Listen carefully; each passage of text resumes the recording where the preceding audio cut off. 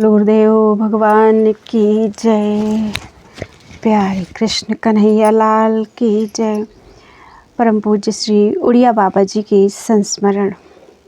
स्वामी श्री सिद्धेश्वराश्रम जी, दंडी स्वामी श्री सियाराम जी। श्री महाराज जी की सारी लीलाएं अलौकिक थीं। उनकी प्रत्येक क्रिया रहस्यपूर्ण होती थी। वे हमारे बीच में बैठे बैठे ही सहस्रों मील दूरवर्ती भक्तों की सुधि लेते रहते थे।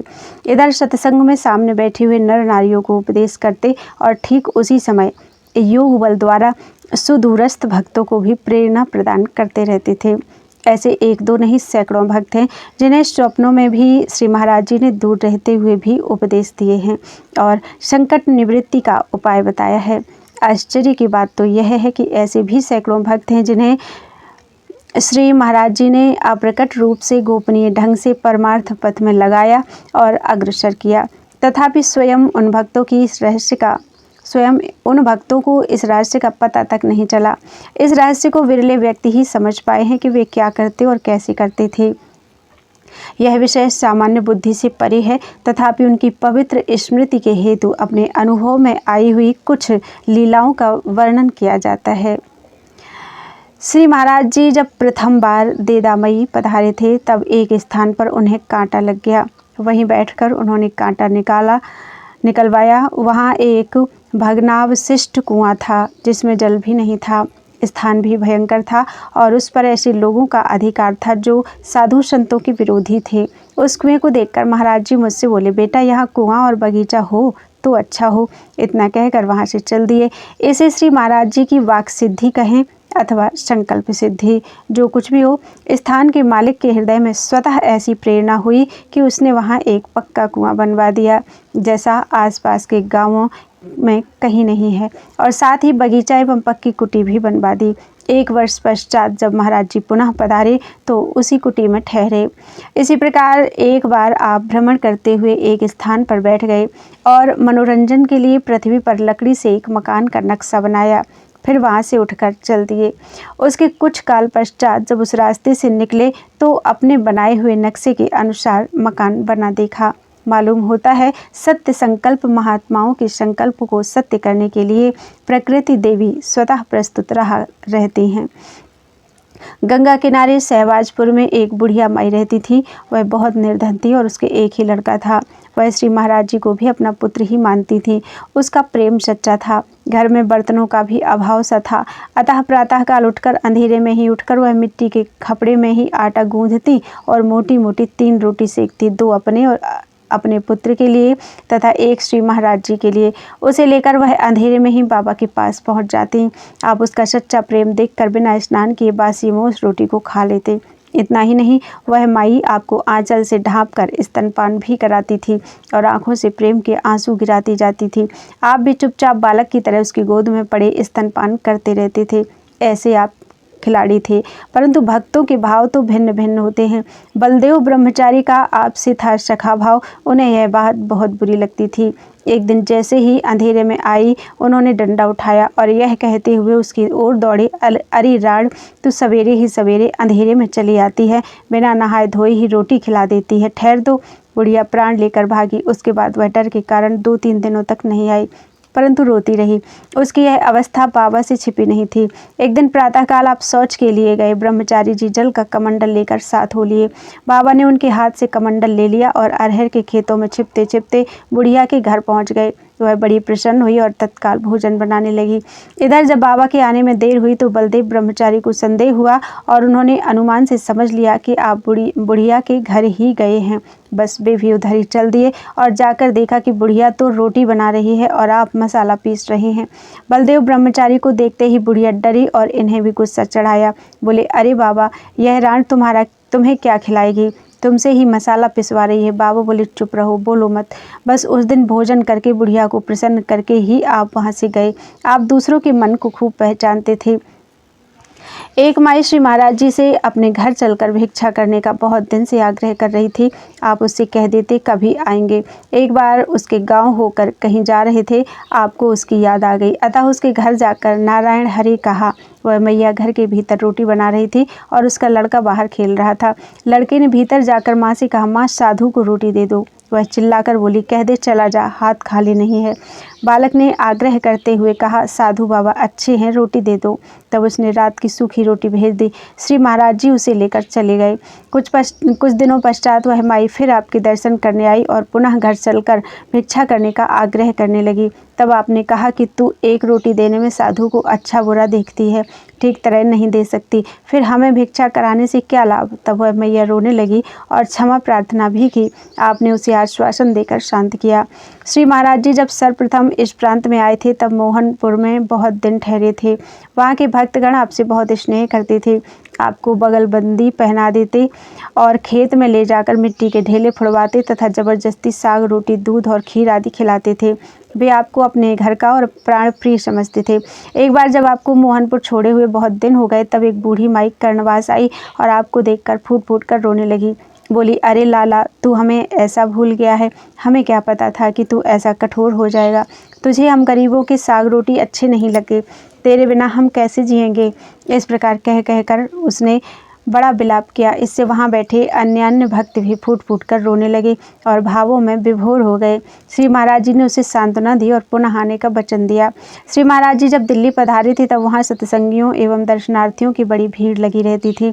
साथ में मैं भी था। शीतकाल के दिन थे। रात को सोने के समय भक्त लोग आपको कंबल उड़ा जाते, किंतु सवेरे वह अलग पड़ा मिलता। मैंने इसका कारण पूछा तो महाराज बोले, बेटा, उड़ाते समय मैं उनका मन रख देता हूँ, किंतु उनके चले जाने पर कंबल हटा देता हूँ। साधु को अपने नियम से रहना चाहिए। इस प्रकार श्री महाराज जी अपने साथ रहने वालों को क्रियात्मक शिक्षा देते रहते थे। एक बार कर्णवास की झाड़ी में एक प्रेत मिला और बोला कि मैं कुश्ती लड़ूंगा। आपने उत्तर दिया, बेटा, हम तो साधु हैं, किसी से कुश्ती नहीं लड़ते। परंतु प्रेत ना माना। तब आपने उसकी ओर ऐसी दृष्टि से देखा कि वह चिल्ला उठा, बाबा, मैं जलता हूँ, मेरा उद्धार करो। आपने कहा, श्री गंगा जी में स्नान कर, गंगा जल पान कर और आज से प्राणियों को कष्ट देना बंद कर। ऐसा करेगा तो तेरा कल्याण हो जाएगा। तब वह प्रेत वहाँ से चला गया। श्री महाराज जी के संपर्क में आने से कई डाकुओं का भी सुधार हुआ। एक बार एक प्रसिद्ध डाकू आपका दर्शन करने के लिए आया। वह बोला, मैं आपका नाम लेकर डाका डालता था तो सर्वदा सफल होता था, परंतु अब मुझे कष्ट हो रहा है, वैसी सफलता नहीं मिलती। इस डाकू से महाराज जी का कोई पूर्व परिचय नहीं था। उसने केवल एक बार दर्शन किए थे और सुन रखा था कि बाबा के पास जो व्यक्ति जिस इच्छा से जाता है उसकी वह कामना पूरी हो जाती है। उसकी बात सुनकर श्री महाराज जी ने कहा, भैया, इस काम को तू बिल्कुल छोड़ दे, यह तेरे योग्य नहीं है। डाकू सुनकर चुपचाप चला गया और कुछ दिन वह शांत भी रहा, परंतु जब एक बार उसके साथियों ने दबाव डाला तो वह उनके साथ हो लिया। यद्यपि बाबा की आज्ञा भंग करने के कारण उसका चित्त दुखी था। दैवयोग से उस दिन गांव वालों ने सभी डाकुओं को घेर लिया। अब बहुत वह घबराया और मन ही मन श्री महाराज जी से प्रार्थना करने लगा कि प्रभु, आज मुझे बचाइए, मेरी रक्षा कीजिए। मैं प्रतिज्ञा करता हूँ कि फिर ऐसा काम कभी नहीं करूँगा। उसी क्षण उसके हृदय में ऐसी प्रेरणा हुई कि वह एक करब के ढेर में छिप गया। गाँव वालों ने दूसरे डाकुओं का पीछा किया, इसकी ओर किसी का ध्यान ही नहीं गया। पीछे वह श्री महाराज जी का स्मरण करता हुआ दूसरी ओर निकल गया और उस घेरे से बच गया। दूसरे दिन श्री महाराज जी के पास आया और चरण पकड़कर रोने लगा। श्री महाराज जी ने उससे जीवन पर्यंत फिर डाका न डालने की प्रतिज्ञा कराई और उसे आश्वासन देकर शांत किया। कभी कभी श्री महाराज जी विनोद में भक्तों के साथ खेल भी किया करते थे। उनके एक भक्त पंडित लालमणि, यदि कोई व्यक्ति उनके पैर छू लेता है तो वे बहुत बिगड़ते हैं और अत्यंत दुखी होते हैं। एक बार श्री महाराज जी गढ़मुक्तेश्वर के मेले में जा रहे थे।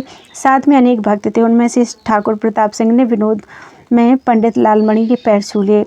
अब तो वे बड़ी दुखी हुए और रोने लगे। उन्होंने बाबा के पास जाकर प्रताप सिंह की शिकायत की। वे मुस्कुराए और बोले, प्रताप, इधर आ, तूने लालमणि को क्यों दुखी किया? तुझे इसका दंड दिया जाएगा। प्रताप सिंह लालमणि के पैरों में गिर गए और सभी भक्त हंसने लगे। इस प्रकार समय समय पर आप सर्वदा निर्दोष मनोरंजन किया करते थे। आपकी लीलाएं तो अनेक हैं, उनका कहाँ तक वर्णन किया जाए, यहाँ केवल दिग्दर्शन मात्र करा दिया है। बोलो वृंदावन बिहारी लाल की जय। पंडित श्री जगन्नाथ जी, भक्तमाली, वृंदावन। जिस दिन मैं पहली बार श्री उड़िया बाबा जी महाराज के आश्रम में कथा कहने के लिए आया था, उससे पहले रात्रि में मैंने उन्हें स्वप्न में देखा था। वे मुझसे कह रहे थे कि यदि तुम मुझे कथा सुनाओगे तो तुम्हारा भक्तिभाव बढ़ेगा। दूसरे दिन प्रातःकाल ही मेरे पास आपके आश्रम से बुलावा आ गया। श्री हरि बाबा जी आपको भक्तमाल की कथा कहने के लिए बुला रहे हैं। यह बाबा के विषय में मेरा पहला अनुभव हुआ। दूसरा अनुभव मुझे आपके लीला स्मरण करने के पश्चात हुआ। उस समय मैं आपके निर्वाण उत्सव में कथा कहने के लिए आया करता था। रात्रि को स्वप्न में मैंने देखा कि आप मुझे विनय पत्रिका के इस पद का उपदेश कर रहे हैं, प्रभु तुम बहुत अनुग्रहकीन हो, साधन धाम विबुध दुर्लभ तनु मोहि कृपा करी दीन हो। उनकी वह भोली वाली सूरत प्रायः मेरी आंखों के सामने नाचने लगती थी। बोलो गुरुदेव भगवान की जय। श्री पलटू बाबा जी वृंदावन। श्री चरणों में आगमन। एक बार मैं खुर्जा में किसी मंदिर में ठहरा हुआ था। एक दिन रात्रि में भक्त केदारनाथ जी आए और मंदिर की परिक्रमा करने लगे। वे अंधेरे में मुझसे टकरा कर गिर गए। मुझे दुख हुआ कि मेरे कारण किसी व्यक्ति को चोट लगी और उन्हें इस बात का दुख हुआ कि मेरे कारण किसी महात्मा को कष्ट हुआ। फिर हम दोनों की परस्पर बातचीत होने लगी। उन दिनों मुझे संतों की वाणियाँ बहुत याद थीं और सत्संग में भी मैं वाणियों का खूब प्रयोग करता था। इससे भक्त जी मुझे कोई अच्छा सत्संगी महात्मा समझा। वे बोले, आपने श्री उड़िया बाबा जी, स्वामी निर्मलानंद जी अथवा लंबे नारायण जी आदि का दर्शन किया है? मैंने कहा नहीं। तब उन्होंने कहा, ये सब बहुत अच्छे महात्मा हैं, इनका दर्शन अवश्य करना। मैंने कहा, इनमें से किसी एक मुख का नाम बताओ, मैं उन्हीं का दर्शन करूँगा। तब उन्होंने श्री महाराज जी का नाम बताया। श्री महाराज जी उन दिनों मोहनपुर में थे। खुर्जा से मुन्ना लाल, वर्तमान स्वामी सनातन देव, उनके दर्शन के लिए जा रहे थे। मैंने यह अवसर अच्छा समझा और उनके साथ हो लिया। मार्ग में हाथरस जंक्शन पर शंकरलाल और प्यारीलाल भी मिल गए। मोहनपुर पहुंचने पर सब लोग श्री महाराज जी को दंडवत प्रणाम करने लगे। उस समय मैं खड़ा खड़ा अपनी एक आंख से विचित्र प्रकार से देख रहा था। मुझे इस प्रकार ताकते देख श्री महाराज जी ने पूछा, मुन्ना लाल, क्या ये महात्मा अंधे हैं? मैं झट से बोल उठा, महाराज जी अंधे न होते तो आपके पास आते ही क्यों? अस्तु हम सब वहाँ गए। फिर मुन्ना लाल ने मेरा कुछ परिचय दिया। तब श्री महाराज जी ने मुझसे पूछा, क्या तुमको ज्ञान हो गया? मैं ना तो यही कह सकता हूँ कि ज्ञान हो गया है और ना यही कह सकता हूँ कि नहीं हुआ। श्री महाराज जी, ठीक है, ज्ञानी लोग ऐसे ही बोला करते हैं। उस समय मैं अपने को ज्ञानी मानता था। श्री महाराज जी, अच्छा तुमको क्या ज्ञान हुआ है? मैं सबको आत्मस्वरूप देखता हूँ। श्री महाराज जी, यह तो उपासना है। ज्ञान का स्वरूप तो ऐसा दृढ़ निश्चय होता है कि मेरे अतिरिक्त दूसरी वस्तु है ही नहीं, बल्कि शुद्ध स्वरूप में तो मैं कहना भी नहीं बनता। तुम इसका अनुभव प्राप्त करो। तब मैंने समझा कि मैं जो अपने को ज्ञानी मानता था वह मेरा भ्रम ही था। उसके पश्चात श्री महाराज जी ने जप करने के लिए मुझे मंत्र बताया। अंतर्यामिता। एक बार श्री महाराज जी कर्णवास में थे। वहाँ एक नृत्यकार आया हुआ था। उसे नृत्य करते देखकर मेरे मन में विकार हुआ। मैं वहाँ से उठा और सीधा महाराज जी के पास जाकर बैठ गया। उनसे मैंने कुछ कहा भी नहीं, तथापि वे मुझे डांटते हुए बोले, तुम साधु हो, इतने दिनों से भजन करते हो, फिर भी एक नर्तक को देखकर तुम्हारे मन में विकार हो गया। तब से मैंने समझ लिया कि श्री महाराज जी दूसरों के मन की बात जान लेते हैं। निर्वाण के पश्चात। श्री महाराज जी का निर्वाण होने पर मैं अत्यंत दुखी रहता था। चित्त में व्याकुलता बहुत बढ़ती तो मन बहलाने के लिए रात को बाहर घूमने चला जाता। एक रात्रि को स्वप्न में श्री महाराज जी ने दर्शन दिया और बोले, क्या तुम मुझे शरीर समझते हो? मैं क्या शरीर हूँ? तुम मेरे शरीर से प्रीति करते हो? शरीर तो आज तक किसी का नहीं रहा। ब्रह्मा और शिव का शरीर भी अपनी आयु समाप्त होने पर नहीं रहता। मेरे सत्संग का क्या यही फल है? याद रखो, शरीर तो सभी अनित्य हैं। इस प्रकार उनका उपदेश पाकर मुझे कुछ आश्वासन हुआ और मैंने उनकी आज्ञा अनुसार नियम से भजन करते हुए श्री वृंदावन में ही रहने का निश्चय किया। श्री महाराज जी के विषय में मैं अपने अनुभव क्या बतलाऊं। जब से मैंने उनका दर्शन किया है तब से आज तक मुझे उनके जैसा कोई महापुरुष नहीं मिला। एक प्रेमी गुरु के द्वारा मुझे भगवान मिलेंगे ऐसा मानना भक्त का सर्वोत्तम भाव नहीं है। सबसे श्रेष्ठ भाव तो यह है कि गुरु के रूप में साक्षात भगवान ही हैं। वस्तुतः शिष्य का कल्याण करने के लिए स्वयं भगवान ही गुप्त रूप में गुरु रूप में मिलते हैं। अपनी प्राप्ति का मार्ग वे स्वयं ही बतलाते हैं। जीव गुरुदेव के ऋण से उऋण नहीं हो सकता, उनके उपकारों का बदला नहीं चुका सकता। श्रीमद् भागवत के 11 स्कंध में श्री उद्धव जी कहते हैं, नैवोपयन्त्य पचितिं कवयस्तवेश ब्रह्मायुषापि कृतं मृद्धं मुदः स्मरन्तः योऽन्तर्बहिस्तनुभृताम् अशुभं विधुन् वन्नार्ये चैत्य वपुषा स्वगतिं व्यनक्ति। इस श्लोक में से ठीक से नहीं बना। अर्थात हे सर्वेश्वर, आप बाहर आचार्य रूप से और भीतर अंतर्यामी रूप से स्थित होकर प्राणियों की अशुभ वासनाओं को नष्ट करते हुए उन्हें अपने स्वरूप का अनुभव कराते हैं। ऐसे आपके उपकारों को बड़े बड़े विद्वान पुरुष भी यदि परमानंद में परिलुप्त होकर ब्रह्मा की आयु पर्यंत स्मरण करते रहें तो भी आपसे उऋण नहीं हो सकते। जिनकी ज्ञान रूप दीपक प्रदान करने वाले साक्षात भगवत स्वरूप श्री गुरुदेव में ये मनुष्य हैं, ऐसी अशुद्ध वृत्ति है, उसका सारा श्रवण गज स्नान के समान निरर्थक है। यथा यस्य साक्षात् भगवती ज्ञान दीप प्रदे गुरौ मर्त्या सद्धि श्रुतं तस्य सर्वकुंजर शौचवत। श्री भगवान प्रेमास्पद हैं, उनसे हंसना, रोना, रूठना, खेलना सभी कुछ हो सकता है, पर गुरु केवल श्रद्धा के स्थान है, उन पर तो केवल श्रद्धा ही होनी चाहिए। कलयुग ने तो मूल पर ही कुठाराघात किया है, सबकी जड़ तो श्रद्धा है, उसी को नष्ट कर दिया, फिर लाभ कैसे हो। परम पूज्यपाद श्री बाबा में मेरा गुरु भाव, भगवत भाव रहा है, इसलिए उनके संबंध में कुछ कहना या उनका जीवन चरित्र वर्णन करना संभव नहीं है, क्योंकि जो कुछ कहा जाएगा उक्त भाव से नीचे उतर कर ही कहा जा सकेगा। मेरे विचार से तो उपासना में गुरु ही सर्वस्व हैं, मोक्षादि की प्राप्ति तो आनुषंगिक है। श्री महाराज जी के समक्ष मैंने तो शायद ही कभी कोई प्रश्न किया हो, कभी प्रश्न करने की आवश्यकता ही नहीं पड़ती थी। मन में किसी प्रश्न का संकल्प उठते ही वे तुरंत अपने आप उसका उत्तर दे देते थे। ऐसा अनुभव मुझे ही नहीं अनेक भक्तों को हुआ है। मेरे लिए तो यही परम आश्वासन है कि उन्होंने मुझे कृपापूर्ण दृष्टि से देख लिया। ऐसा होने पर अब मेरा सब प्रकार कल्याण होना सुनिश्चित ही है। श्री महाराज जी में मैंने कभी कोई इच्छा नहीं देखी, यदि उनमें कभी कोई इच्छा दिखाई भी दी तो यही कि किसका कल्याण किस प्रकार हो। वे केवल सबका कल्याण चाहते थे। जिसे स्वयं ही इच्छा है वह दूसरे का कल्याण क्या करेगा।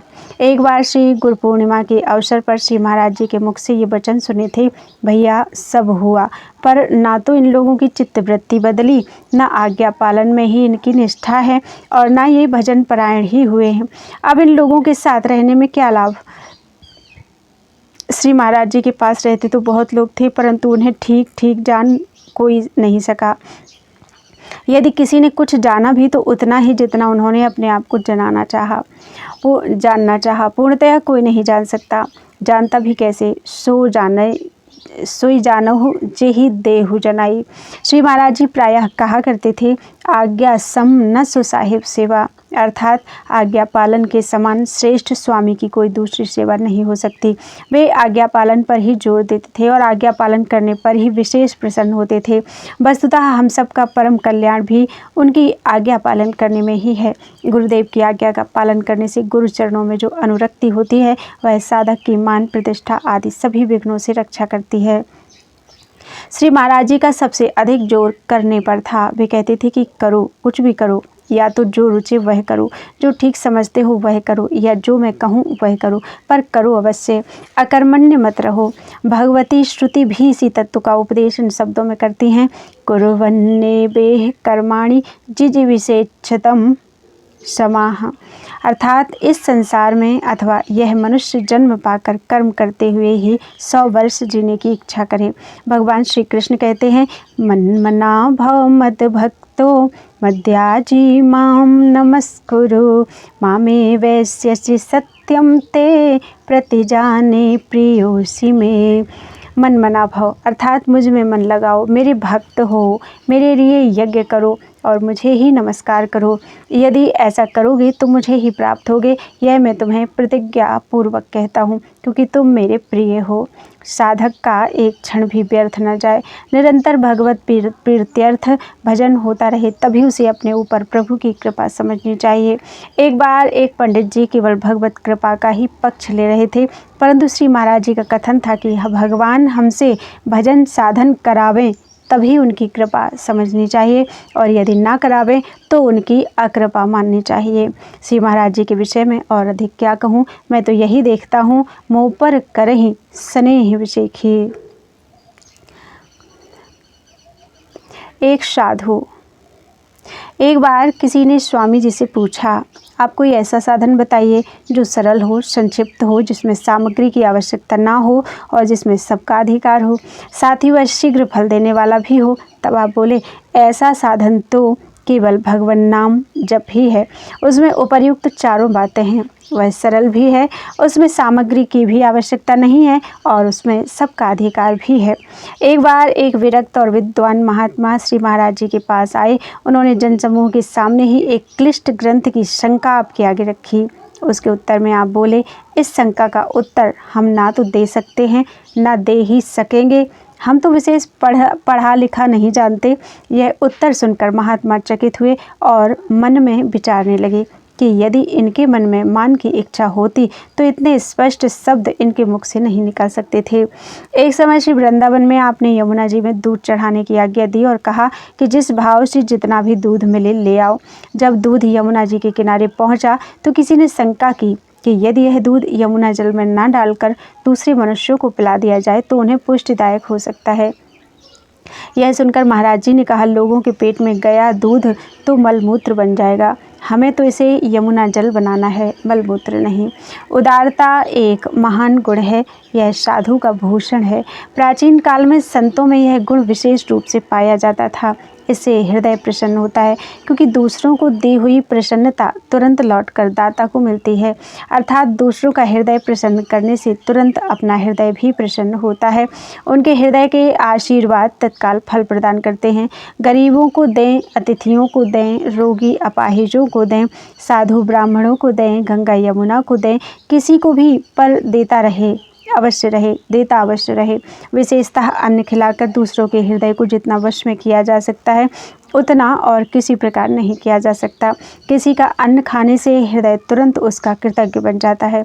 अपनी वस्तु ना हो, दूसरे की हो तो भी उसे देते रहने से हृदय में त्याग की भावना आती है। प्रत्यक्ष देख लो, जिस दिन आप दूसरों को भोजन कराते हैं उस दिन स्वयं खाने की लालसा कम रहती है। हलवाइयों को देखो, वे पैसा लेकर देते हैं तो भी उनमें दूसरों की भांति खाने की लालसा कम रहती है। इसलिए कुछ ना कुछ देते रहना चाहिए। बाबा में यह गुण विशेष रूप में था। वे अपने पास आया हुआ मिष्ठान्न बांटते, फल फूल बांटते, वस्त्र कंबल आदि बांटते, रोटी बांटते, मलेरिया के समय कुनैन बांटते और लवंग इलायची का टिकट बांटते थे।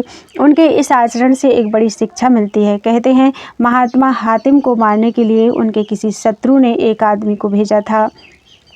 महात्मा हातिम ने उस व्यक्ति को खूब खिलाया पिलाया। पीछे यह पूछने पर कि आप कहाँ जा रहे हैं, उसी आदमी ने कहा, मैं हातिम को मारने जा रहा हूँ। इस पर हातिम ने अपना सिर झुका दिया और बोले, मैं ही हातिम हूँ, मुझे मार डालो। परंतु उस व्यक्ति का हाथ नहीं उठा। बोला, मैंने आपका अन्न खा लिया है, अब यह नहीं हो सकता। बस कृतज्ञता प्रकट करता हुआ वह वापस लौट गया।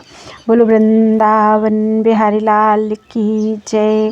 त्वदीयं वस्तु गोविंद तुभ्यमेव समर्पये, तेन त्वदंघ्रि कमले रतिं मे यच्छ शाश्वतीं। बोलो वृंदावन बिहारी लाल की जय।